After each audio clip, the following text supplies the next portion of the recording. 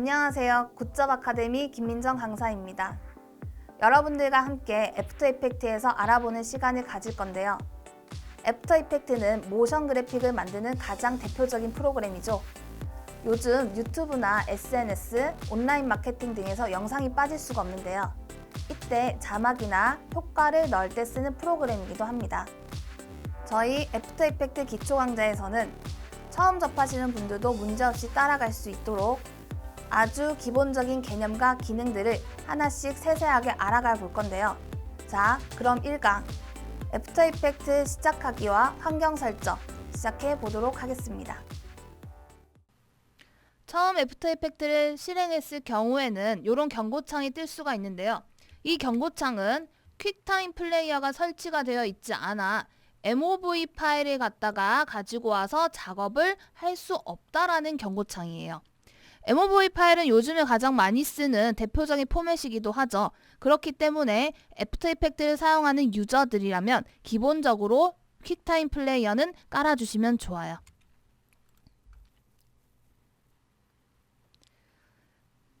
그 다음 스타트 창이 등장을 하게 되는데요. 이 스타트 창은 새로운 프로젝트를 만들거나 혹은 이전 프로젝트를 가지고 올 때 사용을 하는데요. 그냥 X 버튼을 닫아도 무관하고요. 뉴 프로젝트 버튼을 눌러도 됩니다. 먼저 프로그램의 특징을 알아보기 위해서는 해당하는 프로그램의 메뉴바를 보는 게 중요한데요. 보통 기본 프로그램들은 앞에 있는 두 개랑 맨 끝에 두 개는 거진 다 비슷해요. 파일, 편집, 창, 도움말인데요. 이것들 이외에 주로 사용되는 단어들이나 범위들이 이렇게 메뉴로 나와 있다는 거죠. 그러면 저희가 메뉴와 함께 환경 설정도 한번 보도록 하는데요. 먼저 파일 메뉴부터 보죠. 자, 파일 메뉴에서는 새로운 프로젝트를 만들거나 이전 프로젝트를 꺼내고 닫거나 저장할 때, 그리고 소스를 불러오거나 다한 작업을 출력을 할 때 사용하기도 하죠. 여기에서 저희가 설정을 해줘야 되는 값은 프로젝트 세팅에 있는 타임 디스플레이 스타일이에요. 저희가 타임라인 안에서 작업을 할 때 어떠한 상태로 타임을 볼 것인지, 시간을 확인을 할 것인지인데요. 타임 디스플레이 스타일을 타임 코드로 했을 경우에는 프레임 초 분시, 시간의 단위로 볼 수 있고요. 프레임을 했을 때에는 1프레임, 2프레임, 1000프레임, 100만 프레임 이렇게 사진의 장수로 볼 수가 있는데요. 각각 둘은 일반 영상이나 방송용 영상을 촬영한 것들을 작업을 할 때에는 타임 코드를 사용을 하고, 기타 우리 3D 배경이라든지 아니면 게임 배경 화면 등 여러 가지 이런 특수 화면을 갖다가 만들 때는 프레임을 사용하게 돼요. 저희 애프터 이펙트 강의에서는 타임 코드를 기본값으로 사용하도록 할게요. 자, 오케이. 그 다음에 이제 메뉴를 하나씩 차근히 살펴볼 텐데요. 먼저 에디트예요. 에디트에서는 여러분들 외우셔야 될 단축키들이 등장을 하게 되고요. 윈도우 익스플로러에서 사용되는 뒤로와 앞으로 버튼과 같은 역할을 하는 실행 취소인 언두와 다시 되돌리는 리두. 자, 요 단축키는 필수적으로 외워두시면 되고요.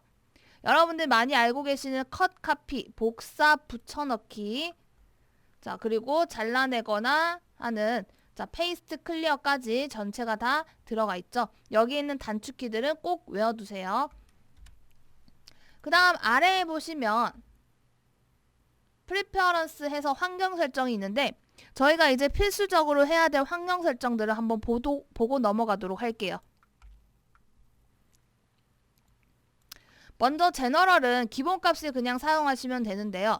여기에서는 우리가 소스를 더블 클릭했을 때 어떠한 모니터로 넘어갈 것인지, 자, 그리고 마우스를 갖다가 툴 위에 갖다 댔을 때 툴에 대한 팁이 뜰 것인지, 우리가 사용하는 패스 포인트의 크기 등을 조절할 수 있는 기본 설정 값들이 들어가 있고요. 자, 그 다음에 보시면 임포트 한번 볼게요. 자, 임포트에서는 시간의 기본 부여에 대해서 나타나게 되는데 이거는 스틸 푸티지, 스틸 소스에 대한 시간값이에요. 스틸 푸티지는 사실상 한 장의 사진, 시간이 없는 한 장의 사진이기 때문에 작업을 하기 위해서는 기본 시간값이 필요를 한데요.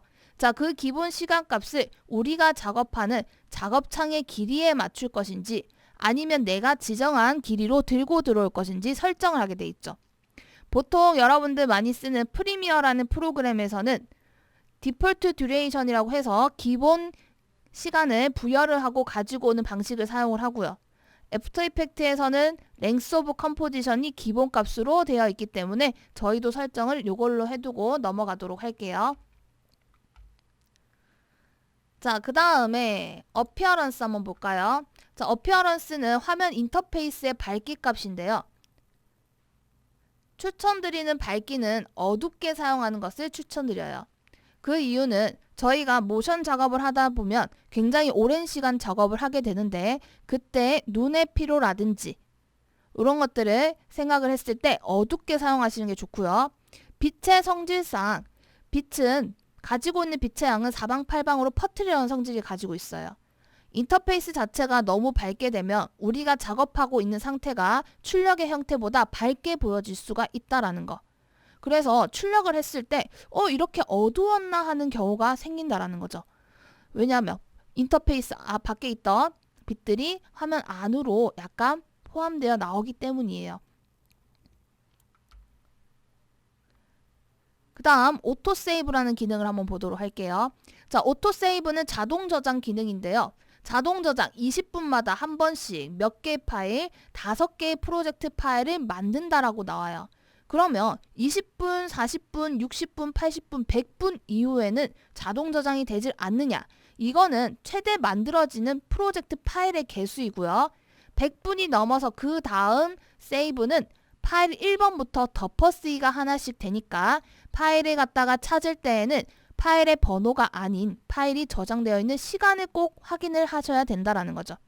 자, 그런데 저희는 여기에서 세이브 에브리 이 자동 저장 기능은 사용하지 않을 거예요. 왜냐하면 저희가 이펙트를 사용하거나 하면 고용량의 작업을 하다 보니까 오토 세이브 하다가 멈추는 경우가 허다해요. 그렇기 때문에 위험을 조금 더 감수하기 위해서 세이브 에브리는 체크를 풀어버리고 대신 여러분들이 컨트롤 S 저장 기능을 갖다가 단축 기능을 사용해서 직접 저장을 하도록 습관을 길러두도록 하죠. 자, 메모리 부분인데요. 여기에서는 저희 컴퓨터에 있는 램 용량이 나오게 되고요. 이 램 용량에 대한 할당량을 지정하는 곳이에요. 램은 우리 기억 장치인데요. 여기에서 기억을 한다라는 건 뭐냐? 우리가 만든 그래픽의 상태를 기억을 하기 때문에 연산에 대한 작업이 얼마나 빠른지도 이제 연관이 된다라는 거죠. 우리 컴퓨터의 램이 저 같은 경우는 16기가예요. 자, 이 16기가에서 기본 할당량이죠. other 어플리케이션, 다른 어플리케이션에 주어질 기본 할당량을 제외한 나머지를 우리가 사용하는 에펙이나 프리미어에서 다 땡겨 쓰겠다라는 거죠. 자, 이 수치 조절은요. 마우스를 갖다가 여기 있는 파란 색깔 글씨 위에 갖다 댔을 때 손가락 모양이 등장을 하는데요. 이때 클릭한 채로 왼쪽, 오른쪽으로 드래그를 하시면 수치에 대한 변형이 나타나고요. 자, 클릭 왼쪽으로 쭉 당겨서 최소값을 부여를 하고 나머지 값들은 저희가 사용하는 프로그램의 할당량을 부여를 하도록 할게요. 자, 그래서 저희가 이제 가장 먼저 해야 되는 환경 설정은 임포트에서 스틸 푸티지에 대한 설정과 그리고 오토 세이브 메모리예요. 요거 좀 꼭 잊지 마시고 여러분들도 세팅 다 해주시기 바래요. 자, 오케이. 그 다음에 이제 각각 메뉴들을 또 한번 볼 텐데요. 컴포지션은 저희가 작업하는 작업창에 대한 설정이에요. 내가 어떠한 동영상을 만들지 화면의 크기나 픽셀의 비율, 시간의 범위를 갖다가 지정을 하고 만드는 게 이제 우리 컴포지션이 되고요. 그 컴포지션 안에서 소스들을 갖다가 우리는 레이어라고 불러주게 되고 이 레이어들에 대한 변형 값들이 이 매뉴얼 안에 들어가 있을 뿐만 아니라 애프터 이펙트에서 직접 만들 수 있는 솔리드, 단색의 판이나 혹은 카메라 레이어, 라이트 레이어 등을 만들 수 있는 레이어 뉴 메뉴도 있다라는 거죠. 자, 이렇게 레이어들을 갖다가 그냥 원래 상태 그대로 사용할 수도 있지만 이펙트에서 이펙트, 여러 가지 이펙트를 적용을 해서 변형의 상태를 만들어 줄 수도 있겠죠.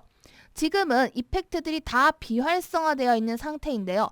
이 비활성화되어 있는 상태의 이유는 저희가 직접 적용할 레이어가 지금 존재를 하지 않기 때문인데요. 그래도 나는 이 매뉴얼 안에 어떠한 이펙트가 들어가 있는지 보고 싶다 하시는 분들은 오른쪽에 보시면 이펙트 앤 프리셋이라는 창이 있어요. 만약 이 창이 없다 하면 윈도우에서 자, 이펙트 앤 프리셋 해서 열어주시면 되고요.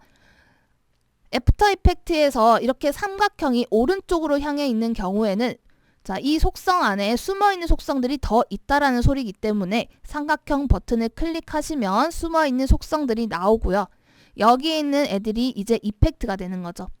자, 어떤 이펙트들이 있는지 한번 보시면 뭐 오디오라든지 오디오에 관한 이펙트나 아니면 변형에 관한 이펙트들이 굉장히 많이 들어가 있어요.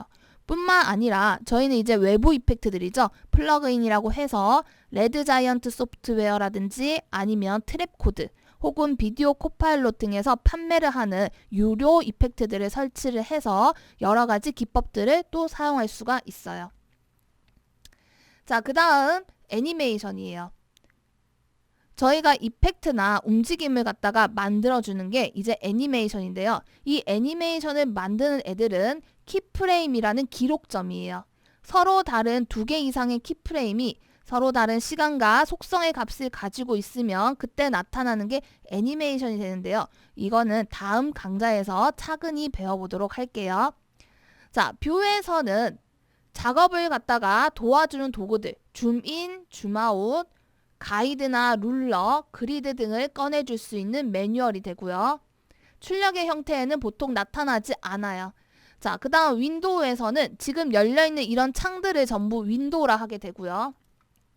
만약에 작업을 할 시에 없는 윈도우가 있다, 없는 창이 있다 했을 경우에는 윈도우 안에서 꺼내주시면 되기 때문에 큰 어려움은 없을 거예요. 자, 윈도우에서 워크스페이스, 지금 작업 인터페이스 화면 공간인데요. 다음 시간에 저희가 각각 이 주요 패널 등에 대해서 배우게 될 텐데요. 그때 인터페이스, 이 워크스페이스를 직접 나만의 워크스페이스를 만드는 방법도 함께 볼 거니까 다음 강의도 꼭 빠지지 마시고 들어주시기 바랍니다. 헬프에서는 이렇게 매뉴얼을 눌렀을 때 보통 어도비 사이트로 넘어가서 헬프 메뉴를 갖다가 도움말 메뉴를 볼 수 있도록 연동이 되어 있는 상태예요. 자, 이렇게 오늘은 저희가 첫 강의에서 주 메뉴바와 안에 들어가 있는 아주 기본 단축키들 그리고 환경 설정에 대해서 알아봤는데요. 어떠셨나요? 다음 2강에서는 기본 인터페이스 안에 있는 이런 주요 패널들, 저희가 작업을 하기 위한 이 주요 패널들에서 어떠한 기능들을 할 것인지 한번 살펴볼 거예요. 자, 그러면 1강 애프터 이펙트 시작하기 환경 설정은 여기까지 하도록 하겠습니다. 감사합니다. 1강에서는 애프터 이펙트 시작하기와 환경 설정에 대해서 알아보았는데요. 어떠셨나요? 내가 원하는 작업물을 만들기 위해서는 작업을 시작할 때 그에 맞는 환경 설정을 하는 것이 가장 중요하다는 거 잊지 마시고요. 다음 2강에서는 애프터 이펙트의 주요 패널에 대해서 설명하도록 하겠습니다. 수고하셨습니다.